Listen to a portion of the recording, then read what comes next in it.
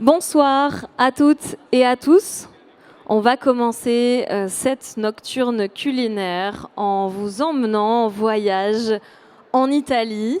Entre pizza et autres saveurs, on verra qu'il n'y a pas que la pizza. Merci Vincent de faire le chauffeur de salle pour cette session italienne pour commencer. Avec effectivement tous nos deux auteurs que je vais présenter dans un instant. On va parler de pizza, mais comme je disais, on ne va pas parler que de pizza. La pizza, c'est quand même un des plats italiens les plus emblématiques. Elle est née comme un plat populaire dans les recoins de Naples et elle est aujourd'hui devenue un symbole mondial au point que l'art du pizzaiolo napolitain est inscrit au patrimoine immatériel de l'UNESCO, c'est pas rien. Et derrière cette apparente simplicité de ce plat se cachent en fait plein de subtilités qu'on va apprendre à découvrir aujourd'hui. Aussi bien sur la pâte, vous allez apprendre tous les secrets pour faire une bonne pâte à pizza à la maison avec le tour de main de Gabriel. Et vous allez apprendre plein de choses sur quoi mettre sur ces pizzas et sur des garnitures un peu insolites avec Emmanuel. Donc merci à tous les deux. Gabriel Reboul, tu es auteur de Pizza Gabriel. Tu es devenu l'un des pizzaiolos les plus influents sur les réseaux, suivi par plusieurs, quasiment 2 millions, je crois, en cumulé de personnes. C'est pas rien. Il a sorti cet ouvrage chez Albin Michel très récemment, Pizza Gabriel, 50 recettes de pizza incroyables au fil des saisons. Je vous invite à le découvrir. Il sera en dédicace juste après cette masterclass sur le stand d'Albin Michel, juste derrière. Et avec lui, Emmanuelle Mouraro, qui est autrice de Italie, dictionnaire des saveurs, qui explore l'Italie par les produits, et pas seulement ceux qu'on connaît, pas seulement les habituels, tout aussi des découvertes culinaires qu'on explorera aussi au fil de ce dictionnaire qui est très joliment illustré, qui est sorti chez Cosmopole dernièrement. Et tu seras également en dédicace juste après cette masterclass sur le stand de Cosmopole, juste derrière la scène. On va commencer, Emmanuel, tu as voulu nous mettre dans l'ambiance italienne et dans l'ambiance napolitaine avec une vidéo. Qu'est-ce que tu peux nous dire quelques mots sur cette vidéo d'introduction? Oui. La pizza est née napolitaine, elle est née populaire et elle a irrigué la culture populaire du sud de l'Italie. Et donc on la retrouve au cinéma. Et d'ailleurs, pizza, c'est le nom qui désigne la bobine du film en italien. Et donc il y a des extraits de films, avec Toto, qui est un très très célèbre comédien napolitain, et bien sûr avec Sophia Loren dans L'Or de Naples de Vittoria De Sica. Et après, une petite vidéo que j'ai montée d'un petit documentaire de la RAI, voilà, pour mettre dans l'ambiance. Et oui, je voulais juste rajouter, la bande-son est une chanson populaire napolitaine, assez rigolo, qui s'appelle A Pizza, et qui raconte l'histoire d'une jeune femme qui est courtisée, mais tout ce que lui propose son fiancé, elle préfère la pizza. Elle préfère la pizza aux roses, elle préfère la pizza au diamant, elle préfère la pizza même à la pièce montée, parce qu'ils vont quand même finir par se marier. Voilà. Allez, on va voir cette vidéo.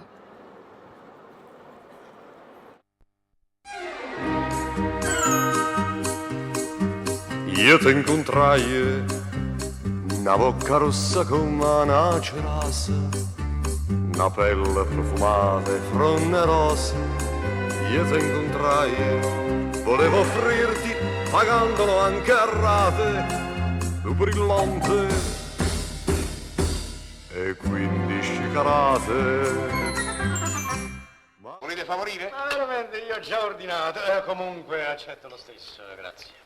E voi? Anch'io ho ordinato. Va.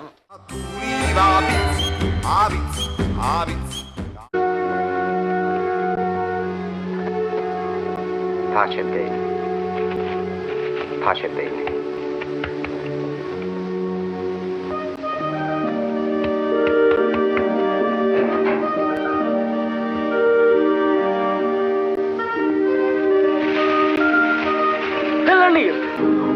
La lilla che ho sperato, addosso! Moriti, tu quando sei asciutto stamattina o lì? Eppure quando sono tornato, tenevo parola mia, ti giuro, Rosa. Mi sarà caduto mentre impastavo, ma sarai di da qualche pizza. Buona, vedo purgatorio. Rosa? Madonna tu Carmine. Rosa? Gesù Sant'Anna Maria. Che se sta?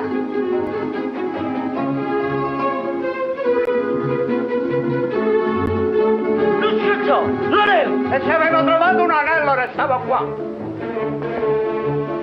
Wait, oh! Ah! Avizza e niente più. In love.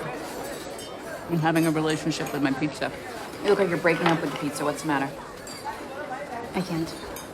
I mean, you can't. This is Pizza Margherita in Napoli. It is your moral imperative to eat and enjoy that pizza.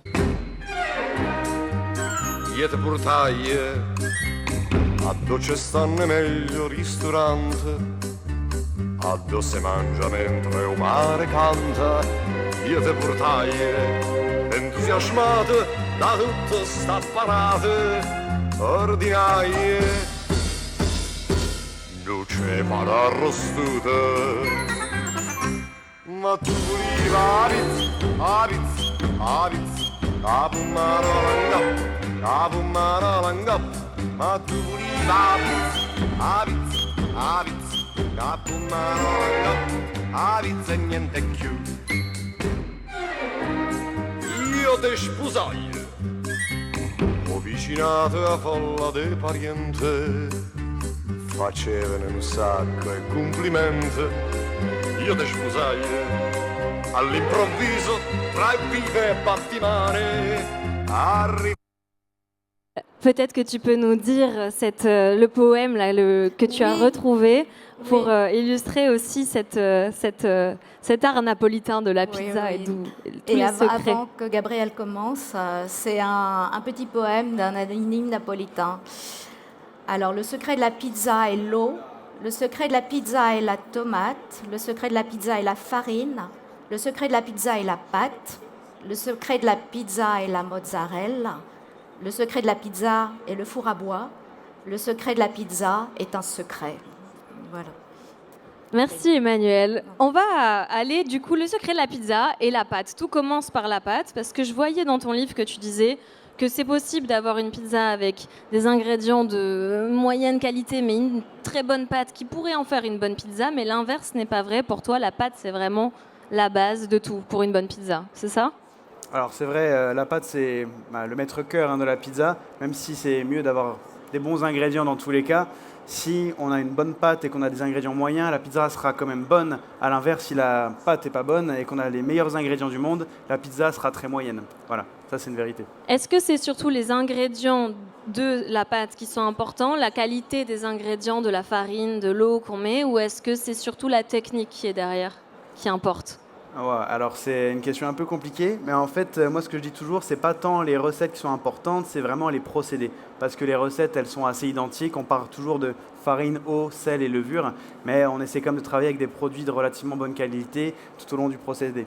Voilà. Tu vas nous raconter alors en faisant comment Ouais, tu nous fais une bonne pâte à pizza, c'est quoi tes secrets. Et surtout aussi, tu peux en parallèle nous dire qu'est-ce qui t'a amené dans cette grande marmite de la pizza et de la cuisine italienne alors que tu n'étais pas à la base italien. Toi, tu viens de Belfort, à côté de la frontière suisse, donc à la base pas très italien. Et un peu par hasard, tu es arrivé à la cuisine italienne et à la pizza. Raconte-nous. Si ça te va, on va peut-être raconter en faisant, parce qu'on n'a pas beaucoup de temps, et puis je vais vraiment avoir besoin d'un temps de pause pour la pâte pour vous montrer plusieurs étapes. Donc vous excuserez mon manque de lyrisme, mais avec moi, voilà, on va mettre la main à la pâte. Okay. Et vous aurez l'occasion de poser des questions à Gabriel et à Emmanuel à la fin de cette masterclass. Donc gardez précieusement vos questions, je viendrai vous voir. Ok, bon alors on va parler de pâte à pizza. Là je vais vous montrer une des premières recettes du livre qui est la pâte à pizza express. Et cette pâte à pizza, on peut ne pas la faire en express, juste on va changer la quantité de levure. Moi cette pâte à pizza là que je vous montre, quand je dis express, c'est pas que par rapport au temps de repos, c'est vraiment aussi par rapport à sa réalisation. Ça va être très très rapide à faire et puis on peut la faire à la main, on n'a pas besoin de robot.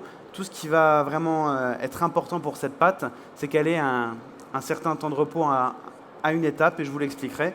Mais sans plus attendre, on va juste parler de la farine un petit instant parce que ça c'est une question qui revient très fréquemment, c'est quelle farine on utilise pour faire des pizzas.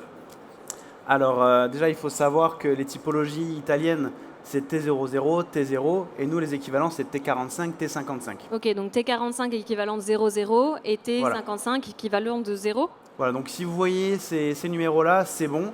Il ne faut pas prendre des farines trop complètes parce que c'est plus difficile à travailler. On a besoin de gluten, quoi. Voilà, exactement. Et plus votre nombre sera petit, par exemple T45 ou T55, plus vous aurez de gluten, en gros. En gros. Et plus vous allez être dans les T60, T80, plus il y aura voilà, l'externe, la cariope, c'est ça? Non? Bon, bref, voilà. Plus on est au cœur du blé, plus il y a de gluten. Et c'est ça qui va donner de la résistance à notre pâte et qui va nous permettre de bien l'hydrater et de ne pas la rompre au moment de l'étalage. Ce qui ne la rend pas forcément moins digeste, avec les idées reçues aussi qu'on peut se faire par rapport au gluten, et notamment la fermentation qui va rendre la pizza digeste s'il y a un temps de repos suffisant. Alors oui, le temps de repos c'est primordial, mais je pense quand même que avoir trop de gluten dans la pâte c'est pas nécessaire. C'est pour ça que moi j'aime bien déconstruire un petit peu le mythe entre Pizzaiolo, comme quoi la pâte à pizza ça se fait avec de la T00 ou de la T45. Je trouve qu'avec une T55 ou une T0, on a déjà un petit peu plus d'arôme et c'est quand même un produit qui se travaille très très bien. Donc là, au choix, on m'a laissé des farines bio. On a une T45 et une T55. Donc on va partir là-dessus. Moi je trouve que ça a quand même un petit peu plus d'arôme et de saveur. Voilà, une T55 ou une T0.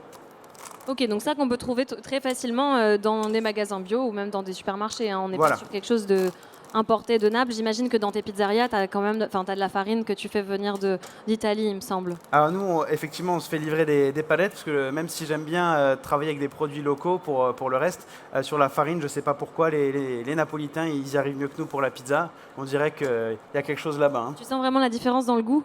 Ah oui, non pas que le goût, mais surtout la façon où ça se travaille en fait. Ils ont des farines qui sont très régulières, donc nous dans les recettes au long de l'année, ça nous permet d'avoir un produit très stable et ça c'est primordial en fait, pour avoir de la régularité.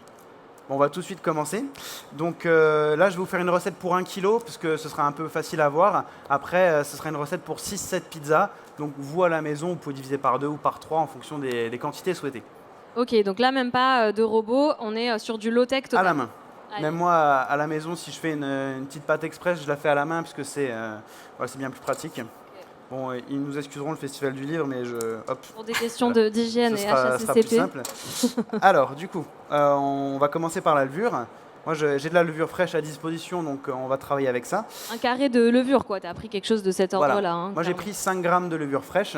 L'équivalent en sec, en général, on divise par 2, voire par 3. Ok, donc, les deux fonctionnent. Oui, tout à fait. Levure boulangère sèche ou levure fraîche, les deux fonctionnent. Nous, on préfère travailler avec de la fraîche, tant qu'à faire.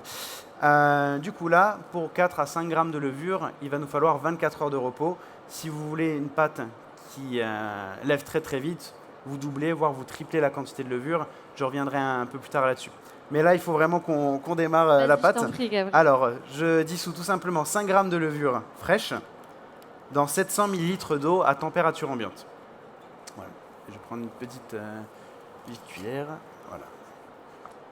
Jusqu'ici, on suit. Voilà, jusque-là, il n'y a rien de sorcier et surtout pas d'eau tiède, pas d'eau chaude. Parce que je vais vous passer les détails, mais faites-moi confiance. L'eau à température ambiante, ça suffit. Saturer peut-être les levures, non? Ou si l'eau était trop chaude? En fait, si vous voulez, on va le dire quand même alors, la levure, c'est plein de micro-organismes et avec un choc de température, ils vont se multiplier. Et puis après, si on leur donne un autre choc de température inverse, il y en a plein qui vont mourir, ça va casser notre procédé, on va avoir une pâte qui va très rapidement être prête, mais qui va être cassée tout de suite. Donc moi, je préfère que ça se réveille gentiment et là, on laisse monter la pâte jusqu'à ce qu'elle atteigne son stade de maturation. Voilà.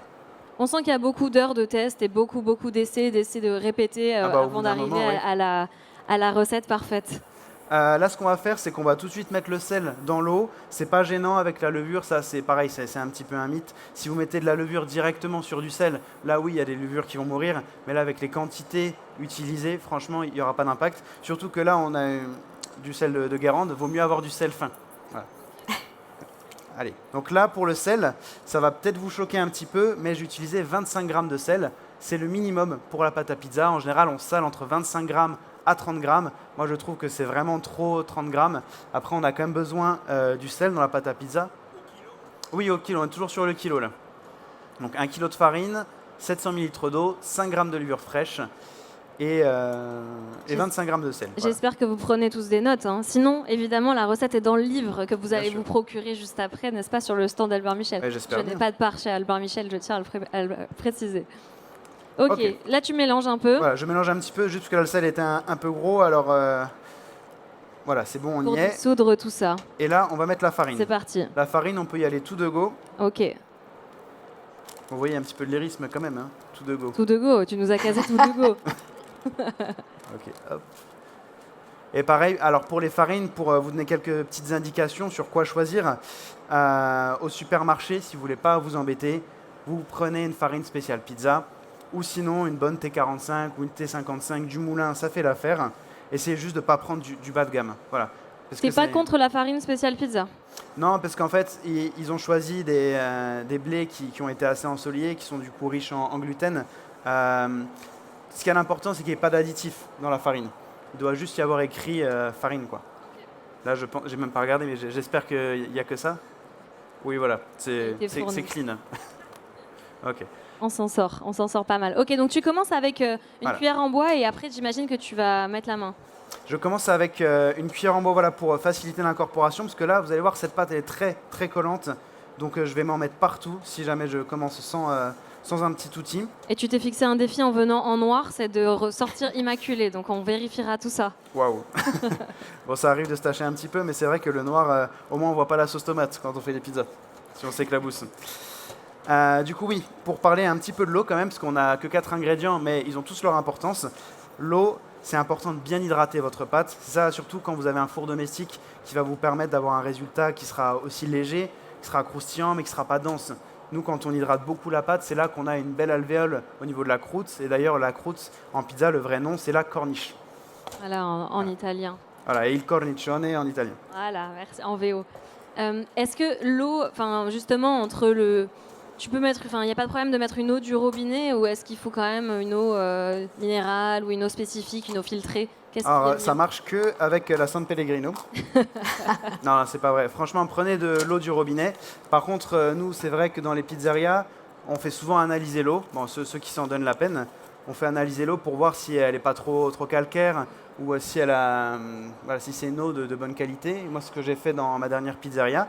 Et on a mis un petit filtre et on l'a enrichi en magnésium, parce que le magnésium, ça nourrit la pâte, c'est pas mal. Mais sinon, en général, à part à certains coins de banlieue, nous, on vivait à Alfortville avec ma maman et l'eau, elle était très, très calcaire. Okay. Là, toutes les 3 semaines, on désinfectait la bouilloire qui était pleine de tartre. Donc le calcaire, ça peut un petit peu ralentir la pousse, un peu gêner. Donc si vous avez de l'eau filtrée, dans ces cas-là, ça peut être bien.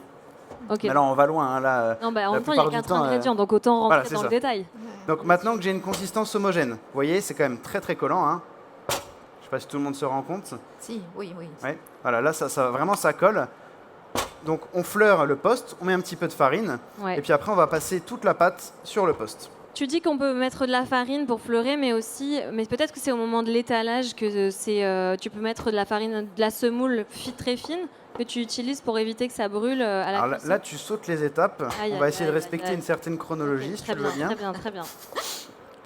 Alors, du coup, une étape à la fois. La seule chose que j'ai à vous dire avec la farine, à ce moment-là, il ne faut pas en rajouter une tonne. Là, vous en rajoutez un tout petit peu, c'est pour vous aider à la confection de la pâte. Mais si vous en rajoutez trop, vous allez changer d'hydratation. Donc là, c'est pas l'objectif. Hop. Donc voilà, vous avez les mains bonnes proportions, quoi, qui sont un petit peu farinées. Et après, le geste va pas être bien compliqué.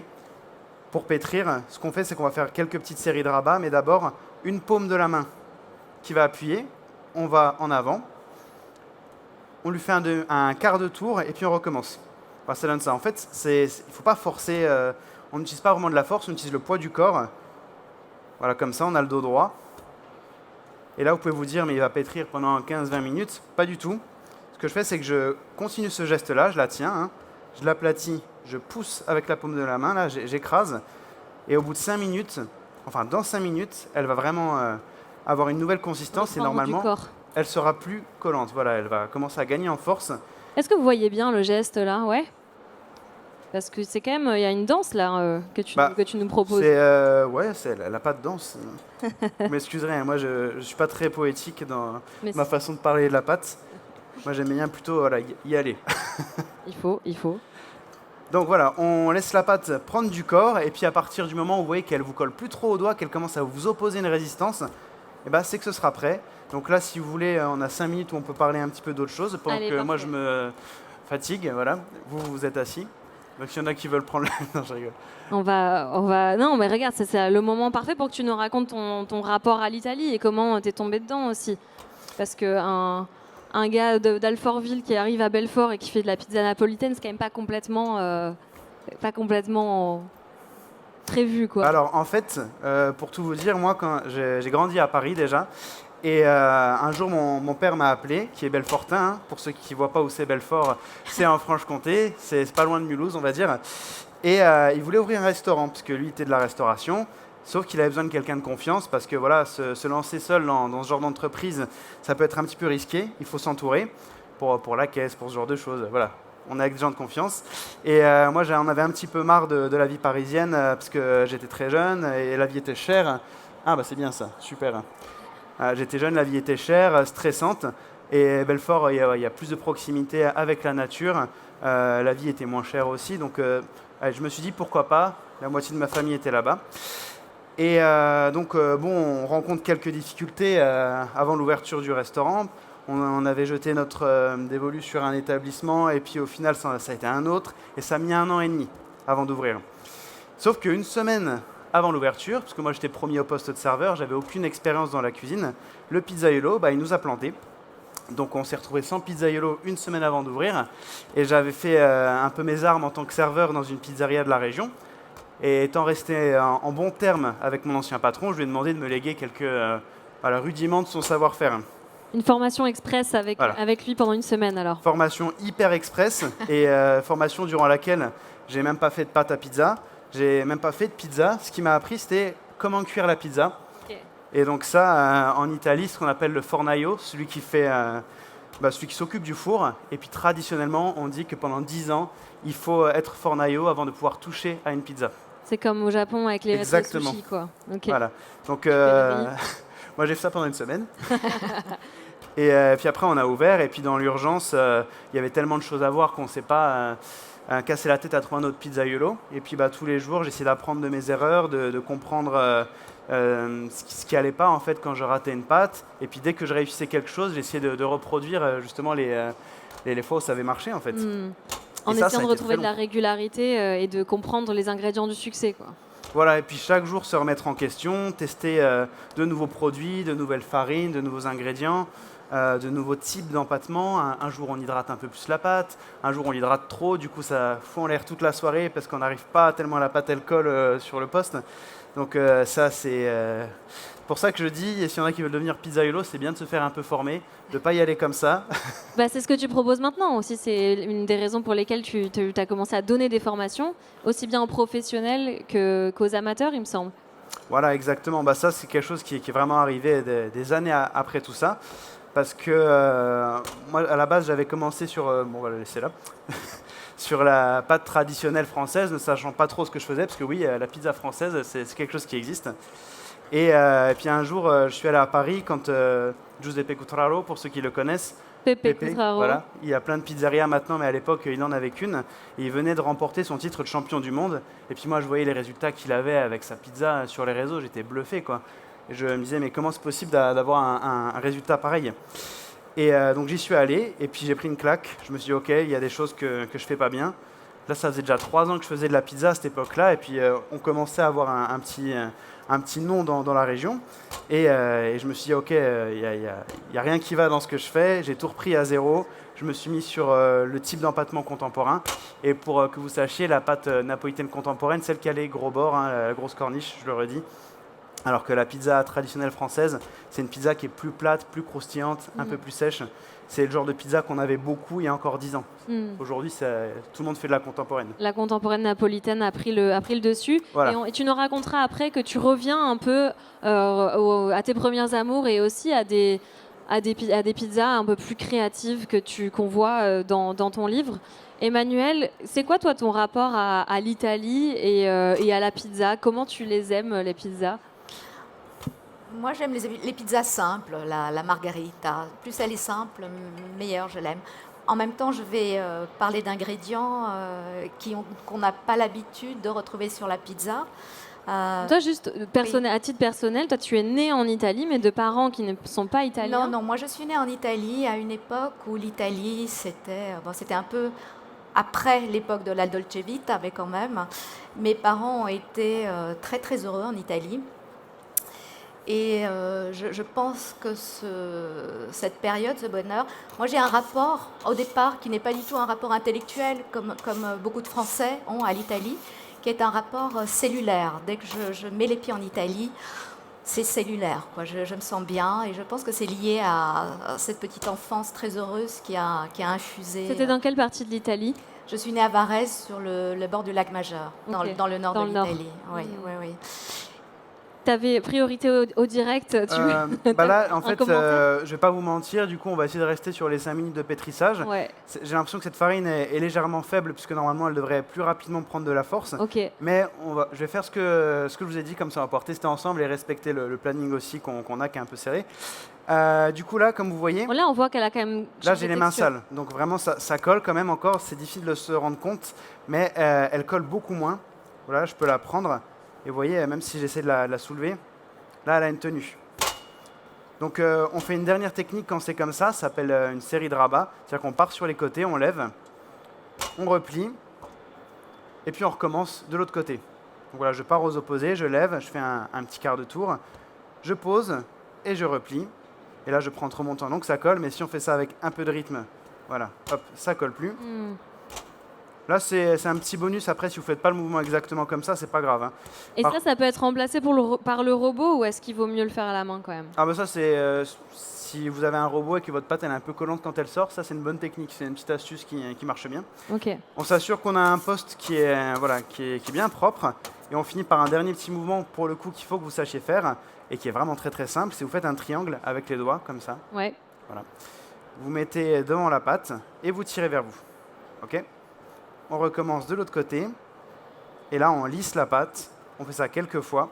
C'est vraiment les petits doigts, ils vont sous la pâte. On racle. Et là, on a une belle boule. Et maintenant, on va pas se fatiguer plus. Bon, j'ai pris mon temps, j'ai un petit peu discuté. J'ai pas pétri très fort, mais en vrai, ça vous prend 5 minutes de faire ça. Tu veux un cul de poule? On va reprendre un couvercle ou un bol, peu importe. Moi, ce que j'aime bien, c'est quand c'est à ce moment-là, c'est juste la refermer et pendant 30 minutes, on n'y touche pas du tout. Là, vous allez faire autre chose. Je crois qu'il est un peu petit celui-là, mais bon, ça peut le faire. Non, t'embête pas. On va faire avec ça. Bon, bah si on a un grand... Ah, bah parfait. Donc voilà, comme ça, on va pouvoir voir un petit peu la pousse en plus, vu que c'est transparent. Alors voilà, notre pâte, on n'y touche plus. Et là, tu vas la laisser combien de temps? Et là, pendant une demi-heure, on va la laisser se détendre. Et là, le gluten, il va faire son travail à notre place. C'est lui qui va travailler, nous, on peut faire autre chose. Si vous avez des invités, des autres choses à préparer, vous le faites. Voilà. La sauce tomate. La Et goûtez la garniture. mozzarella aussi, très important. La mozzarella, si vous avez des pizzas toutes liquides, c'est parce qu'il faut bien la trancher 1 heure ou 2 heures avant au frigo. Et là, vous allez voir, il y a tout le lait qui va partir. Pour qu'elle dégorge un peu, qu'elle Exactement. perde de son liquide. Voilà. D'ailleurs, Emmanuel, dans ton livre, la mozzarella fait partie des ingrédients Oui. que tu mets à l'honneur. Comment on en choisit une bonne? Juste me laver Vas-y, les mains un je petit t'en instant, prie, vous vas-y, m'excuserez. je t'en prie. Hop. Comment on choisit une bonne mozzarella, et aussi bien pour une pizza que pour d'autres types de recettes? La bonne mozzarella, c'est la mozzarella di Bufala Campana DOP, donc une mozzarella artisanale. Et il faut savoir qu'une mozzarella, il faut la manger dans les 24 heures où elle est produite. Après, elle fane, on pourrait Ouais, dire. en Italie, c'est un Voilà. peu comme la baguette, quoi. On va la chercher le matin au caseificio et on la Exactement. mange immédiatement après. Exactement, oui. Et peut-être on peut enchaîner sur les ingrédients parce Oui. que, Tu voulais parler, je sais que Oui, tu voulais parler de l'artichaut aussi, par exemple. Est-ce Oui. que ça fait partie des ingrédients, Voilà. en plus, qui est illustré magnifiquement Oui, oui. en couverture, avec plein d'anecdotes drôles et croustillantes sur Ouais. l'artichaut. Tu peux en donner quelques-uns, Oui. parce qu'on connaît beaucoup moins bien l'artichaut en France qu'en Italie, avec le goût très Oui. prononcé pour l'amertume qu'ont les Italiens, beaucoup plus que nous. Et notamment donc des artichauts qu'on peut retrouver sur la pizza, mais pas que. Absolument. Alors, la mozzarella, je parle de la mozzarella dans mon livre et de l'artichaut qui sont des ingrédients qu'on retrouve quand même relativement classiquement sur les pizzas. Les autres, on va beaucoup moins les retrouver. Mais c'est vrai que l'artichaut, donc je raconte un petit peu l'histoire de l'artichaut qui a été probablement introduit en France par Catherine de Médicis qui l'adorait.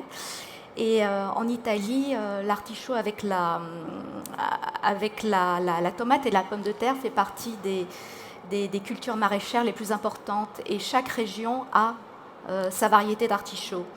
Et on peut retrouver, juste pour les nommer à cause de la sonorité, on a le spinoso et le violetto, qui sont des artichauts que l'on trouve essentiellement en Ligurie, donc la région de Gênes. Il y a le gros romanesque et le marmolo romano à Rome. Ceux qu'on utilise pour les frire, par exemple, c'est ceux-là les gros qu'on Voilà, exactement. Effectivement, l'artichaut donne lieu à tout un tas de recettes, notamment l'artichaut à la juive, l'artichaut frit. Et sinon, sur les étals, à Rome et ailleurs d'ailleurs, on trouve beaucoup dans des bassines avec de l'eau citronnée, des fonds d'artichaut. Déjà tournés, en fait. Voilà, qu'ils farcissent.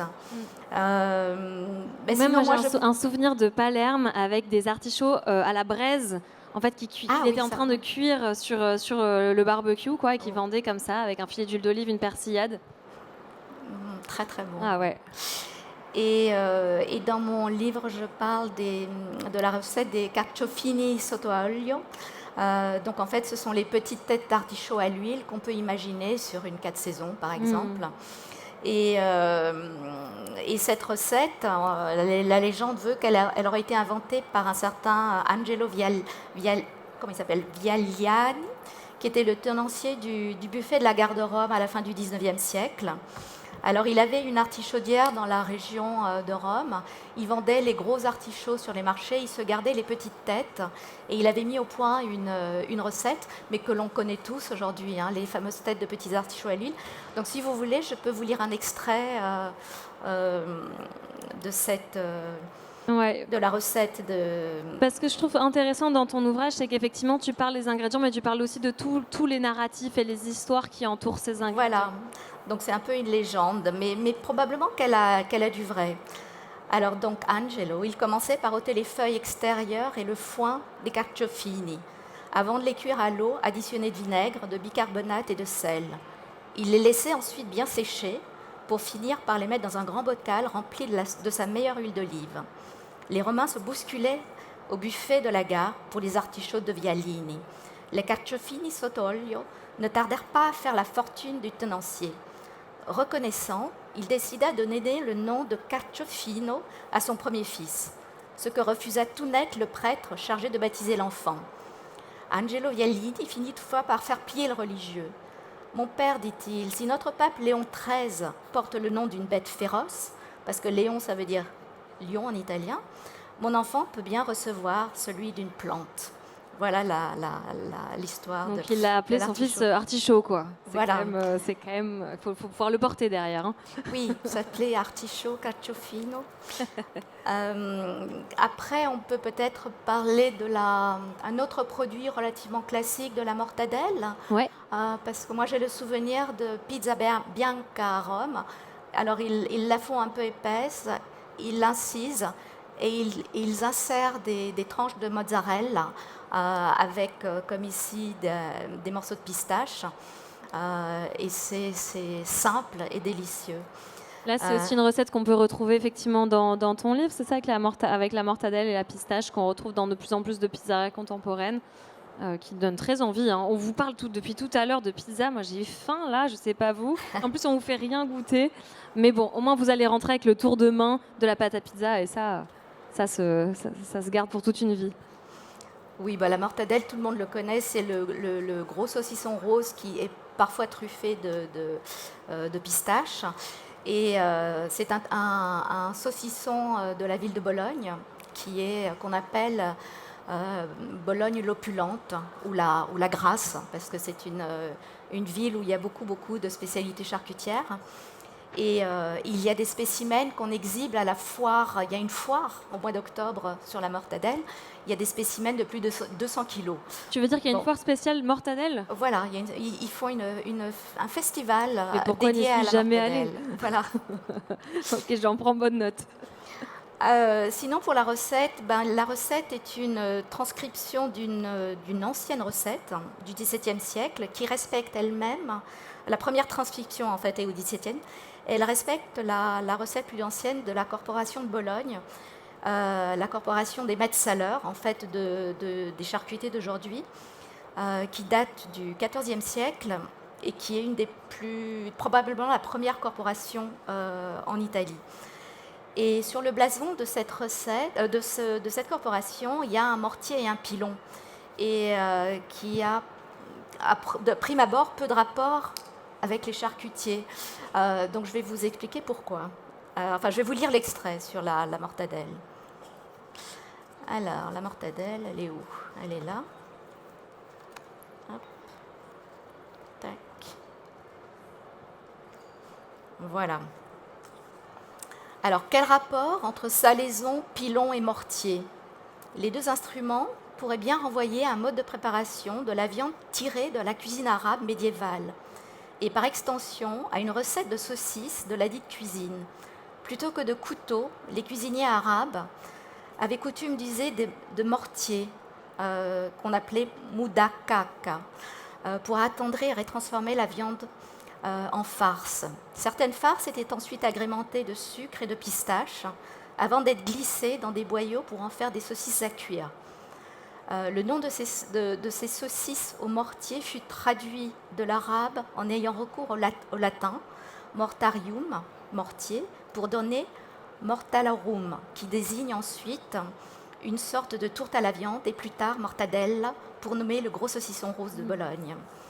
Donc voilà d'où vient le nom de la mortadelle. Voilà, et le lien avec le mortier. Hyper intéressant. Où on en est, Gabriel, pour ta pâte? Il y a besoin de repos. Il est 40. 40. Il nous reste 10 minutes. Mais je ne sais pas si ta pâte... Alors, c'est pas assez pour la pâte, mais vu tout ce qu'il y a expliqué, ce serait bien effectivement qu'on continue. Ok. Vous voulez dire une dernière chose peut-être avant qu'on aille là-dessus? Alors, moi, j'avais envisagé des entrées qu'on retrouve, mais notamment le lard de colonnata que l'on voit ici, qui est... j'ai eu la chance de manger chez un vigneron une focaccia qui sortait du four à bois et sur laquelle il a tranché des fines tranches de lard qui ont fondu. Et c'est vraiment... Et ça m'a fait penser à... Je me disais que peut-être sur une pizza, ce serait... Alors une pizza très chic, parce que c'est un ingrédient un peu de luxe. Et puis il faut bien assaisonner parce que c'est très gras. Là, mais ça, c'est du guanciale. C'est du guanciale. Ah oui, non, c'est pas du lard de que colonnata. La différence entre le guanciale qui est l'ajout de porc et l'art de colonnata, c'est que c'est quasiment que du gras. L'art de colonnata. Qui est marbré, justement, comme en référence au marbre de colonnata. Mais justement, le lard de colonnata est un gras qui n'est pas nocif. Parce que le lard de colonnata, il est affiné à Colonnata, qui est au cœur des carrières de marbre. Il est affiné dans des conches en marbre. Et les gens là-bas disent que je crois que c'est la calcite du marbre au contact du lard transforme le mauvais gras en bon gras, c'est-à-dire le mauvais cholestérol en bon cholestérol. Donc en fait, il y a aucun risque. Mangeons matin, midi et soir du lard de colonnata, on s'en portera bien. C'est ça que tu es en train de nous dire. Et donc tu peux la mettre sur la focaccia. Donc il y a aussi dans ton livre, Gabriel, une recette de focaccia. Et tu me racontais que c'était une recette un peu express parce que c'est un peu plus facile, parce que c'est assez technique dans le sens où c'est très hydraté comme pâte. Voilà, exactement. Non, c'est vraiment... c'est difficile, pour moi c'est plus difficile à faire à la focaccia parce que c'est des pâtes plus hydratées. Donc là on a fait une recette qui est un tout petit peu plus facile en restant quand même très bonne. Voilà. Ok, on reprend le fil de la pâte. Alors bon, il lui faudrait encore quelques minutes, je dirais 5 à 10 minutes pour qu'on soit vraiment bien. Mais bon, on fait avec le temps qui nous est imparti. Pour une version pas chère, ce qu'on peut faire, c'est tout simplement se mouiller un tout petit peu les doigts ou mouiller un tout petit peu la pâte. Vraiment un petit coup de spray par exemple, pour pas qu'elle colle. Pour une version un tout petit peu plus onéreuse, bon, quoique on va juste utiliser une goutte d'huile d'olive, c'est qu'on va lui mettre un petit peu d'huile d'olive et cette pellicule de gras, voilà, elle va faire que ça va un petit peu moins coller et ça me permet également de vous parler de l'huile d'olive dans la pâte parce qu'il y a vraiment beaucoup de pizzerias qui utilisent des quantités folles d'huile d'olive ou d'autres huiles. Moi je vous le dis, l'huile d'olive, enfin l'huile dans la pâte, ça sert quasiment à rien. C'est inutile, c'est vraiment du gaspillage parce que pour avoir fait des tests avec diverses quantités, il faut vraiment mettre à en mettre beaucoup pour que ça se sente. Et surtout dans les fours à bois qui montent à plus de 450, 500 degrés, la pizza elle va brûler, quoi. On n'a pas besoin de ça. Par contre, à la maison, vu que vous avez des fours qui sont un petit peu moins chauds, qui vont à 250 degrés en général, 270 maximum, avoir un petit peu d'huile, ça va vous aider à la cuisson et ça, c'est assez intéressant. Ah, ok, bon Voilà. à savoir. Mais en quelle quantité, par exemple, là, pour la recette que tu as faite, tu aurais mis Pour combien? la recette qu'on a fait, on peut mettre 2 cuillères à soupe, par Ah, ok, exemple, donc et puis ça on la reste met au raisonnable. moment de l'eau. Voilà, comme ça, c'est facile à incorporer. Ouais. Par contre, pour d'autres typologies de pizza, dans des fours qui sont plus modérés, on peut mettre de l'huile d'olive. Après, il ne faut pas en mettre des quantités folles. Franchement, c'est pas la peine. Vaut mieux privilégier l'huile d'olive, une bonne huile d'olive après cuisson, pour avoir tous les arômes et les qualités de l'huile. Ouais. Voilà. Donc là, pour notre cas, ça va être plus pour un confort de travail. Et puis, une petite quantité d'huile d'olive comme ça fait vraiment pas de mal à la pâte. Il n'y en a pas beaucoup là. Hein. Non, c'est juste une petite pellicule de gras. Et, Un peu de crème hydratante. un petit peu de crème hydratante, exactement. Et là, vous voyez, ma pâte, elle est bien belle, bien luisante, bien brillante. Et ce que je vais vous montrer maintenant, c'est à quel point elle s'est détendue, à quel point elle est devenue élastique. On va la tirer et regardez ça. Oh, joli. Voilà. Et pourtant, elle n'a pas eu le temps qu'il lui fallait encore. Hein. Ouais. Là, Pourtant, c'est ni ta farine habituelle, ni Voilà. les conditions Je habituelles. découvre, là. Je découvre, vous découvrez avec moi. Sans filet, hein, c'est vraiment risqué là ce soir. On est sur un numéro là. Ah mais c'est sûr que ça allait fonctionner. Voilà. La T55, comme quoi je vous l'avais dit, c'est vraiment une farine qu'on peut utiliser, qui a plus de propriétés que la T45. Donc on va faire maintenant une vraie série de rabats, un peu plus comment dire, Costaud. pertinente que ce qu'on faisait tout à l'heure. Là, il faut vraiment la faire pour donner de la force une dernière fois à la pâte. Donc on part sur les côtés, on la tire, on la repose et on replie. On fait ça dans plusieurs sens. Et là, elle reprend de la force, la pâte. Et vous voyez comment elle devient toute lisse. On sent qu'elle est très lisse, effectivement, ouais, Non, par mais rapport elle à s'est tout à l'heure. lissée là, vraiment. Ouais. Là, Elle rebondit. j'ai les mains qui sont... Ouais. voilà. Et j'ai pas de pâte, j'ai presque plus d'huile d'olive et la pâte, elle ne me colle plus du tout. Magnifique. La pâte, là, elle est presque prête, en fait. Ce qu'il faut faire maintenant, c'est, pareil, vous raclez encore une fois, à l'aide d'un coup de pâte. Vous pouvez éventuellement la lisser un petit peu sur le poste, avec la technique du triangle qu'on a vu tout à l'heure. Ouais. De part et d'autre. Voilà. Maintenant, en fait, ce qu'il faudrait faire, ce serait la recouvrir, attendre qu'elle se détende une dernière fois, avant de portionner nos pâtons. Ok. Là, je pense qu'on n'aura pas le temps de le faire. Tu fais des pâtons de combien pour une pizza ménagère, on va dire, en Pour grammage? une pizza ménagère, si vous avez un four domestique, en général 230 grammes, ça suffit, 240, 250 maximum si vous voulez avoir un petit rebord. Mais c'est difficile à cuire. Moi, ce que je recommande à la maison, en général, c'est de faire des pizzas assez plates, comme ça on a une cuisson assez uniforme. Ouais. Et je vous parlerai d'ailleurs de ma petite astuce sur comment La cuire la pizza dans un Bah four ouais, domestique. Du coup, là, ce qu'on peut faire, c'est soit on remet le bol pour éviter les courants d'air, parce qu'il ne faut pas que notre pâte elle croûte, soit on lui remet une petite goutte d'huile d'olive. Pareil, le gras, il va un peu protéger. Hop, voilà. Et là, notre pâte, elle est terminée. On attend encore juste une dizaine de minutes qu'elle se détende. Ouais. On fait nos pâtons, on les met dans un bac. Et donc Ma- tu portionnes avant de la laisser fermenter au frais. Oui, là, vraiment, c'est quelque chose de simple. Après, il y a plein d'autres procédés, mais là, on fait dans la simplicité et cette technique, elle marche très très bien. Ouais. Donc, une fois que vos pâtons sont portionnés, quand est-ce qu'on s'en sert de cette pâte? Combien de temps après? Attends, on va faire un petit sondage. À votre avis, combien de temps au frais avant de s'en servir? 24 heures. 24 ok. heures, qui dit mieux? Non, ça te semble bien, 24 heures? Alors, 24 heures, c'est un peu quelque chose d'unanime chez les pizzaiolos. On se dit, une pâte à pizza, c'est minimum 24 heures. Voilà, il nous faut 24 heures de repos pour développer des saveurs, parce qu'en fait, on peut faire une pâte à pizza qui sera quand même digeste, malgré une belle quantité de levure, si on la fait en 2-3 heures. Notre corps, il la digérera voilà, comme il pourra la digérer. C'est pas tant ça qui sera un digeste. Mais ce qui va se passer, c'est qu'on n'aura pas les mêmes caractéristiques gustatives voilà, qu'avec un bon temps de repos où notre pâte elle aura vieilli naturellement. Ouais. Donc le temps de repos, ça sert vraiment principalement à ça et surtout à mettre moins de levure en plus.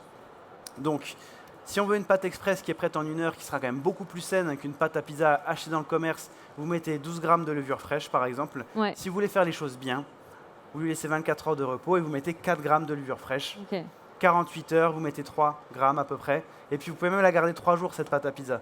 3 jours, même 4 jours, hein, ça se fait aussi. C'est juste un petit peu plus compliqué à travailler. Ok. Mais vraiment, il ne faut pas avoir peur de laisser sa pâte au frigo. Voilà, donc il faut anticiper un peu, mais une fois qu'elle est au frais, elle peut y rester quelques jours, quoi. Voilà. Mais par contre, si vous voulez vous en servir dans l'heure ou dans les 2 heures, vous ne la mettez pas au frigo. Il faut la mettre à température ambiante, même si possible dans un endroit assez tempéré. On arrive déjà quasiment à la fin de la masterclass. Est-ce que vous avez une question, une Je remarque? donne juste la petite astuce Vas-y. de cuisson Ouais, sur comment carrément. on cuit les pizzas. Alors, donc, pour ceux qui ont un four domestique, je recommande juste un achat. C'est une plaque réfractaire. Vous en avez à 25 € en général, en moyenne. Quoi, une Une pierre? plaque réfractaire, voilà. Ok. C'est une petite pierre que vous pouvez mettre dans votre four, ça prend pas de place. Et si vous faites un petit peu de pain, de temps en temps, vous faites des pizzas, c'est rentabilisé à une vitesse folle.